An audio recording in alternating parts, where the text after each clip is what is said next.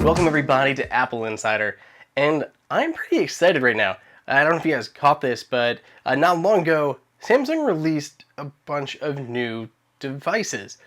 Notably, the Note 20 and the Note 20 Ultra, both 5G phones.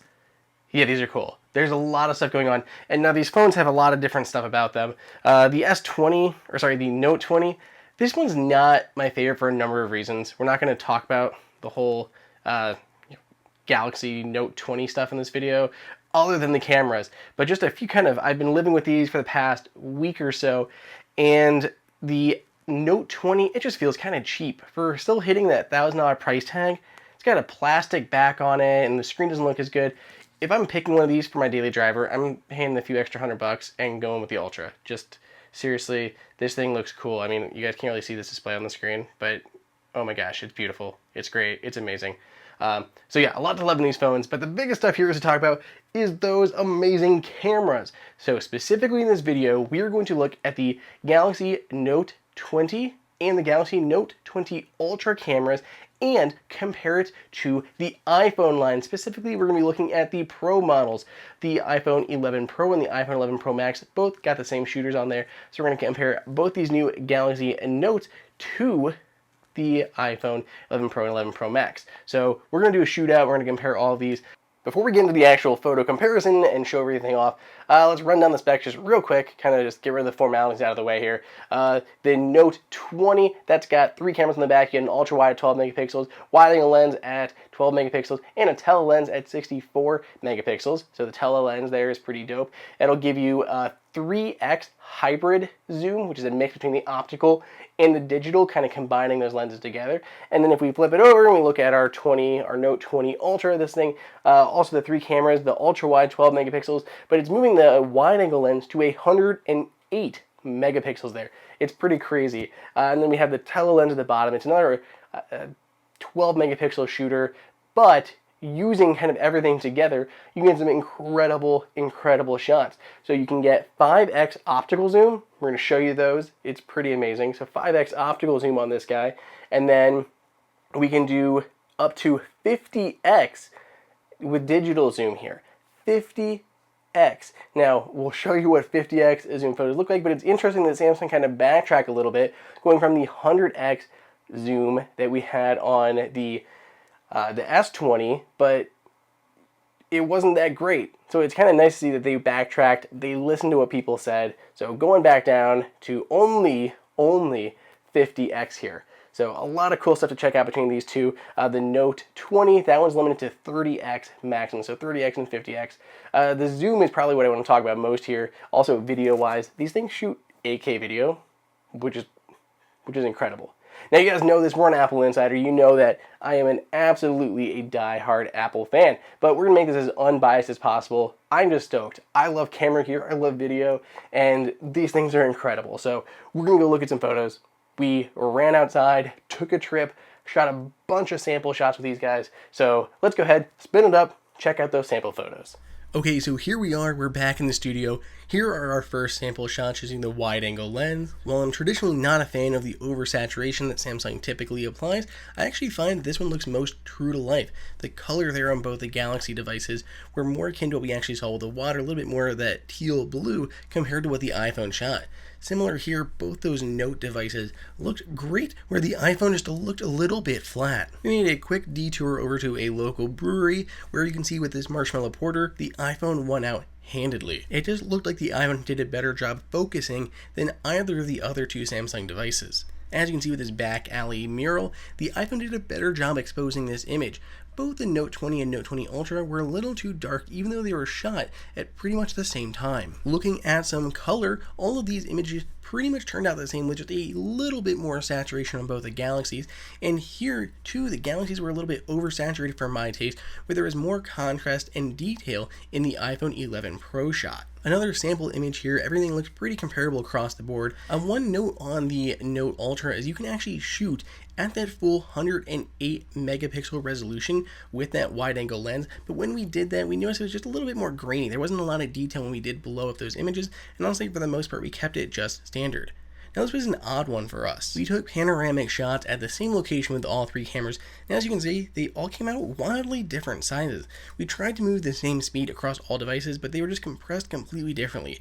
The iPhone looked best to us, creating a large, wide image. The Note 20 still looked solid, but it was so compact, the amount of space, it was very, very tight, and in smaller situation, it makes things warped even more. The Note 20 Ultra was a decent balance in between the two, but it still felt more squished and showed more distortion on other images than the iPhone 11 Pro. Moving to some low light shots, I felt the iPhone looked best here. The other two were a little darker. I saw more definition in the background here, which I preferred. But I really want to hear what you guys think on a lot of these, because these start to get very similar between them all.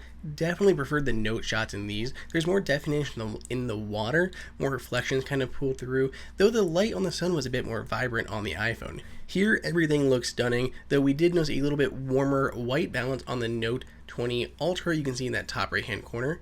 And this is a low light shot, I believe 3-second handheld with that night mode, dark mode on all these devices. I think the iPhone had the most definition here, though the Ultra also did a great job. And then finally here is another really low light, completely dark outside. This was I think a 7-second handheld shot with that low exposure mode. They all did a good job, though they were a little bit warmer on the Galaxy devices. Okay, so let's go ahead and talk about zoom. This is your standard 1x shot on my iPhone, just to kind of give you a perspective of how far away that lighthouse is. Here is a 2x shot on the iPhone. The iPhone can do 2x optical zoom, and this is what you're left with when you use that 2x zoom option. However, you can go to 10x digital zoom on top of that, and this is what a 10x digital zoom looks like from the iPhone on that very far away lighthouse. Here, though, is 10x optical zoom on the Note 20. And honestly, this already looks a lot better. That looks like you're pretty much taking it with the standard camera, just maybe a little bit further away, a little bit grainier there. And even though it's a little washed out in this shot, the Note 20 Ultra did an even better job, because it can do 5x optical zoom. But we can get even crazier. Here is 30x digital zoom on the Note 20. We're starting to lose a little bit of a detail there. I'm not sure I would really use this photo by itself, but it does an impressive job for as far away as that was. But here is 50x digital zoom on the Note 20 Ultra. This is a pretty amazing shot if you go back to see how far away that lighthouse was. And here are these side by side with the iPhone on the left blown up to 50x and the Galaxy Note 20 Ultra on the right, it natively coming in at 50x. The iPhone basically just looks like a watercolor painting. So let's go ahead and do it again one more time. Here are some kites flying up in the air. Let's go ahead and boom. There is 10x on the iPhone, 10x digital zoom there. Now here you can see on the top is our Galaxy Note 20 with its 30x digital zoom, and on the bottom, that is we went up to 30x digital zoom on our iPhone. You can see the big difference there. But here, 50x digital zoom over on that Note 20 Ultra. It was so close that we actually had to get them in two different shots, but there's so much detail on those kites. Honestly, that digital zoom has got me jealous. So what did you guys think? I cannot tell you how excited I am about this. This is a legitimately solid camera. Now, if we're looking at a 50x photo shot, even the 30x, we're a little bit meh.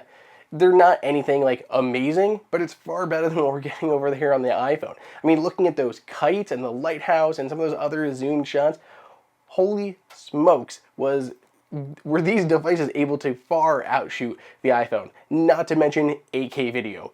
8K video at 24 frames per second. Of course, there are not a lot of 24 or not a lot of 8K sets out there yet, but guess what? You're shooting in 8K, you can crop that in and still get 4K resolution and still make everything look crispy. So it's pretty awesome that we can shoot in 8K on these devices. Not to mention the ultra wide, much more cinematic. Love that too. The pro video mode on these things, it's just absolutely great. I cannot say enough good things about these phones as far as their cameras go. When it comes to just the regular wide shots and kind of like the panoramas and some of the other stuff, the color balance, I skew more towards iPhone. I like the more natural look on things instead of the typically Samsung oversaturated stuff. But technically, with these lenses on there and those video modes, man, these are some amazing cameras on some smartphones. So I want to know what you guys think. Go ahead and let me know down below in the comments which ones you guys prefer and what do you hope to see on the iPhone 12, what it brings to the game to compare against Samsung's latest. Let me know down below or on Twitter at Andrew_OSU. And if you want to pick up any Apple devices, check out the links down below in the description. The Apple Insider Price Guide is the absolute best way to save money on all your Apple hardware.